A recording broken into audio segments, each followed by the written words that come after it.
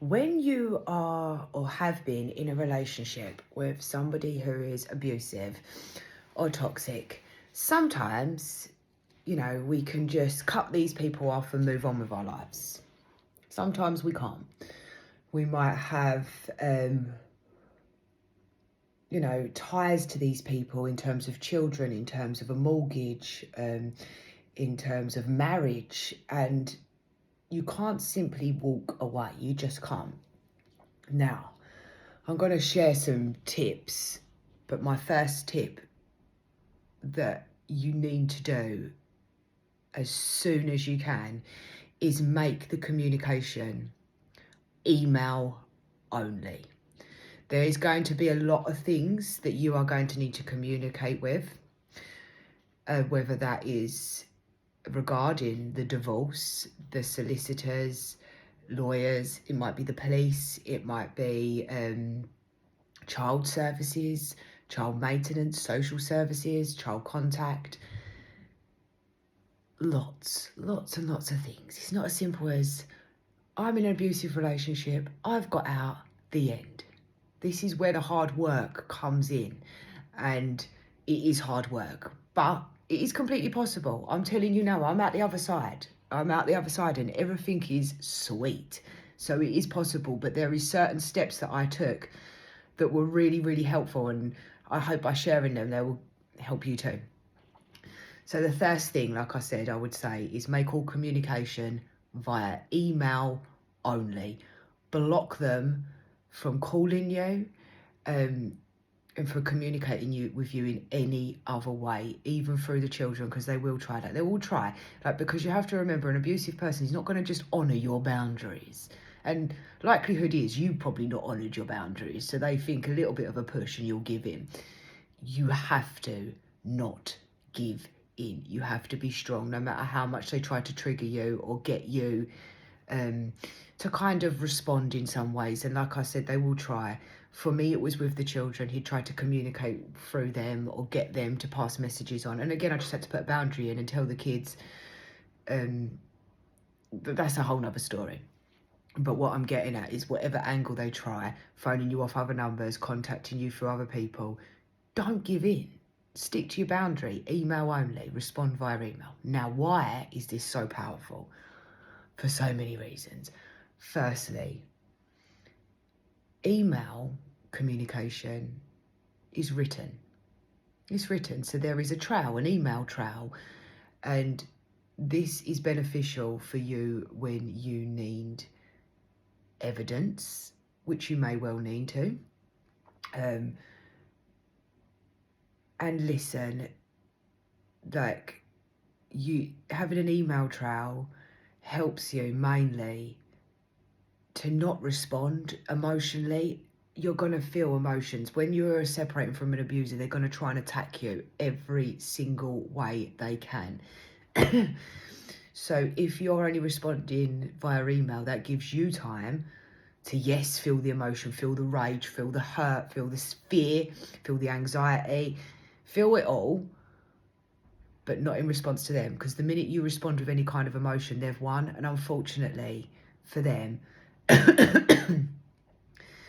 it's unlikely that they're going to do anything other than want to hurt you and want to win. It becomes a competition, and it does, to a certain extent, it becomes a bit of a competition for you because you want them to feel pain. How dare they not accept what they've done to you? They're not going to, and that's really hard, but they're not. Probably it's very unlikely that they're going to actually accept that what they're doing is abusive, and they will continue to try and cause that for you. So you have to kind of play a different game, and the game is the long game, and not emotionally reacting. Like I said, the minute you give them an emotional reaction, that feeds them and they feel like they've won and that they've got power over you. So when they are emailing you with triggering things or accusing you of things or gaslighting you or using your children to do things called Smith, all these different tactics, when it's in an email, it will trigger you. You will feel like shit but you can take your time to respond. You can be with those emotions, seek support, seek help, process it, and then respond without any emotion, putting in boundaries, speaking very clearly, not, like I said, giving in. And you can take an hour, 2 hours, 2 weeks, like you give yourself the time it needs to be able to process all that you're feeling and then respond. If someone's phoning you, you don't have that space. You don't have that space to regulate your emotions. And if you're a sufferer of abuse, you will probably struggle with emotional dysregulation. So your logical mind will just go, and that's where the argument, the back and forth thing occurs. And like I said, you will still be at a point where you're angry, rageful, resentful towards this person, and then you'll be projecting that onto them too. And you're never going to get a solution. If you want a solution, you have to play the long game, like I said. If you just want to spend your life arguing back and forth about everything that you're going to have to, then, by all means don't. But this boundary helps you to come back to self before you respond. Back to the point of it there being evidence. The email trail provides the evidence that you need to show that there could be financial abuse, mental and emotional abuse going on. It shows how it gives you a timeline of events. So they might be putting blockages in the way, delaying things, refusing to do things. By the email communication, that's evidence to the authorities if you need that, but also to yourself, because of cognitive dissonance, because of your own psychological effects of being with an abuser. You can get lost, like I say, in the emotion, get lost in the reactive body, and you don't really know what's going on, and it just becomes a battle of who's right, who's wrong, who can win, who's going to lose, and you lose the point of it. So you could be like trying to address like them needing to sign something for the divorce, and that doesn't ever get resolved, because now you're in this emotional battle of he said, she said, he said, she said. By having the timeline, you can say, right, okay, this is actually what's going on here. This is the points I'm going to respond to. You need to learn to scan these emails, ignore every accusation, ignore every bit of abuse that comes from them, and only respond to the points. And if they just send you an email that's full of emotional abuse, just ignore it. You can. It's an email. Ignore it. You don't need to respond to that. Like, you feel like you want to like justify, how dare they accuse you of this? How dare they say that about you? That ain't going to get you nowhere. They're not going to go, oh, do you know what? You was right. I was really abusing you. Like, you're not going to get that from them. So stop trying. Like, and only respond to the things that need to be responded to. Like, their opinion of you doesn't hold no weight anymore. And that happens like through doing your own personal work of really feeling the resentment and rage. Like, that's a whole nother topic of how you can actually get to a place. But to begin with, just scanning the email and being like, what in this email do I actually deserves a response? Not because you're trying to win, not because you're trying to prove your point. Logically, is it contact for the children? Is it a signature for the divorce? Is it something to do with the mortgage? Something to do with mediation? Get to the point. Fuck everything else.